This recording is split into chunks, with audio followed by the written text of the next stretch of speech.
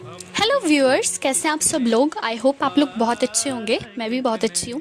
तो पहाड़ों में गिरने लगी है बर्फ़ और हमारे यहाँ पे भी हो रही थी 2 दिनों से लगातार बारिश। तो ऐसे मौसम में कुछ गरम गरम खाने का ही मन करता है, पर मेरा ज़्यादा मेहनत करने का मन नहीं था। तो मैंने बनाई थी सिंपल सी आलू मटर डाल के तहरी, जिसकी रेसिपी हमारे चैनल पर डली हुई है। तो मैं उसको पिन कर दूँगी, आप लोग उसको देख सकते हैं और प्लीज़ बनाइएगा, बहुत टेस्टी बनी थी। और साथ में मैंने बनाया था सैलेड, टमाटर प्याज डाल के।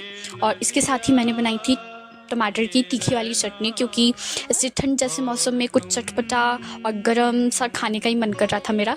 तो अगर आपको हमारी ये वीडियोस अच्छी लग रही हैं तो प्लीज़ हमारे चैनल को सब्सक्राइब करिए और हमारी वीडियो में लाइक कमेंट शेयर ज़रूर करिए।